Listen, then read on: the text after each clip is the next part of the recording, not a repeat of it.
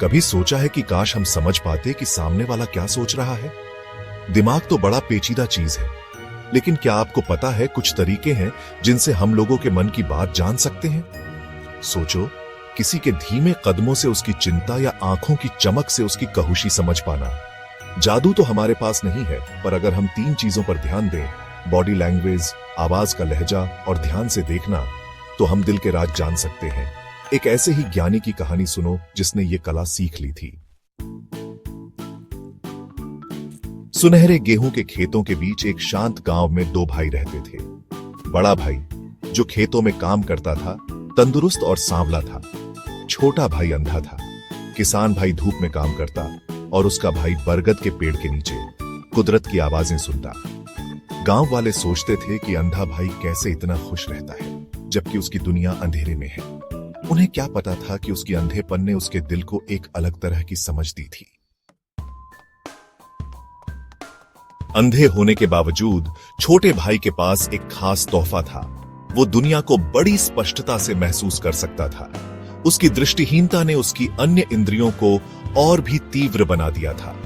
वो अलग अलग पक्षियों की चहचहाहट, उनके गीतों की मधुरता और उनकी आवाजों के बीच के अंतर को पहचान सकता था। हवा में पत्तों की सरसराहट, जो दूसरों के लिए सामान्य शोर हो सकता है, उसके लिए एक कहानी कहती थी, और जानवरों के आने की धीमी आहट भी पहचान लेता था। उसकी सुनने की क्षमता इतनी तीव्र थी कि वह दूर से ही जानवरों की गतिविधियों को भांप लेता था। यह अनोखा हुनर उसके भाई के लिए बहुत काम का था। उसका भाई एक किसान था जो खेतों में कड़ी मेहनत करता था।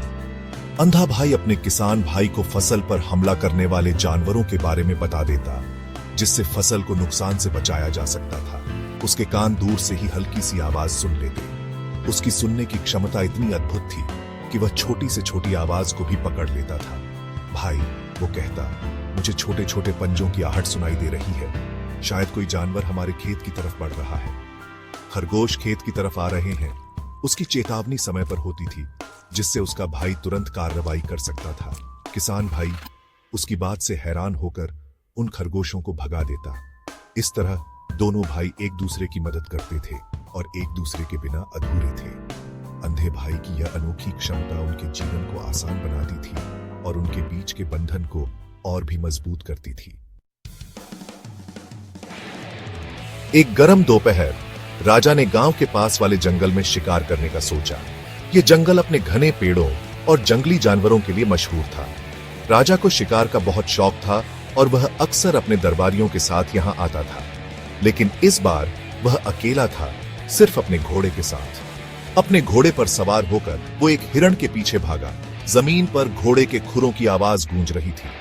राजा का ध्यान पूरी तरह से हिरण पर था, जो तेजी से भाग रहा था।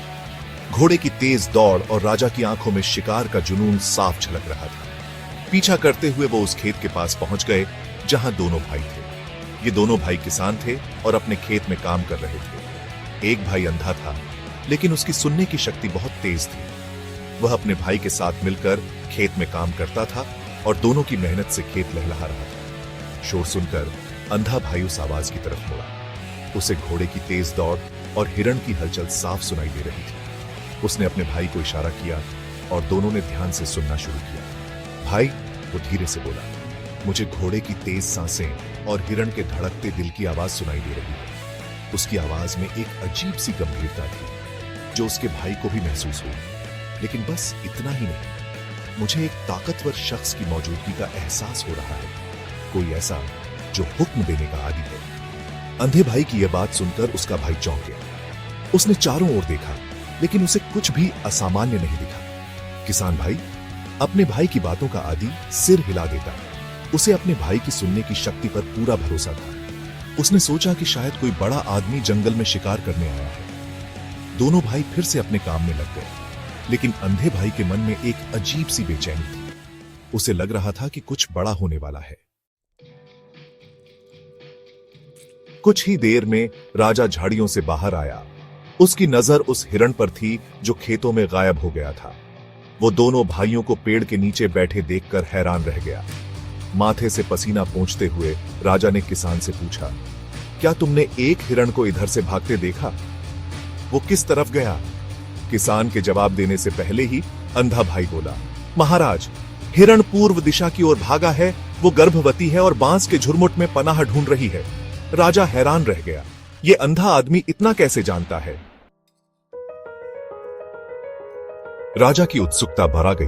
वो घोड़े से उतरा और भाइयों के पास गया। तुम्हें कैसे पता चला कि ये हिरण है और वो भी गर्भवती? उसने पूछा। उसकी आवाज में अविश्वास था। अंधा भाई धीरे से मुस्कुराया। महाराज, उसने जवाब दिया, हालांकि मैं देख नहीं सकता, पर मैं सुन और महसूस कर सकता हूं। हिरण की तेज सांसें, उसके खुरों की आवाज, यहां तक कि हवा में उसकी महक, सब उसकी बेचैनी और उसकी हालत बयान कर रहे थे। राजा अंधे आदमी के ज्ञान से प्रभावित हुआ।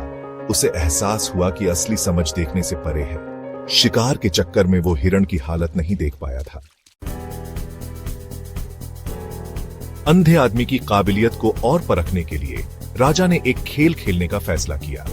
उसने अपनी रानी को बुलाया और उसके कान में कहा, जाओ और गांव वालों के बीच खड़ी हो जाओ। देखते हैं कि तुम्हारा पति सिर्फ तुम्हारी आवाज से तुम्हें पहचान पाता है या नहीं। रानी इस चुनौती से खुश होकर गांव वालों के बीच मिल गई, जो राजा की मौजूदगी से वहां इकट्ठा हो गए थे। राजा ने फिर अंधे भाई को पुकारा, ज्ञानी पुरुष, क्या तुम मुझे बता सकते हो कि मेरी रानी कहां छिपी है? अंधे भाई ने अपनी आंखें बंद कर लीं, अपने होश को केंद्रित किया। उसने अपने भीतर की गहराई में उतरते हुए अपने चारों ओर की दुनिया को महसूस किया। उसकी सांसें धीमी और स्थिर हो गईं और उसके चेहरे पर एक शांत भाव आ गया। यह एक ऐसा क्षण था जब उसने अपने भीतर की शक्ति को पहचाना और उसे बाहर की दुनिया से जोड़ने का प्रयास किया। उसने भीड़ की गुफ्तगू, रेशम की सरसराहट और गहनों की हल्की झंकार को ध्यान से सुना। हर आवाज, हर हलचल उसके लिए एक संकेत थी। उसने महसूस किया कि हर चीज का एक अर्थ है और वह उन अर्थों को समझने की कोशिश कर रहा था। भीड़ की हर फुसफुसाहट, रेशम की हर सरसराहट और गहनों की हर झंकार उसे एक नई कहानी सुना रही थी।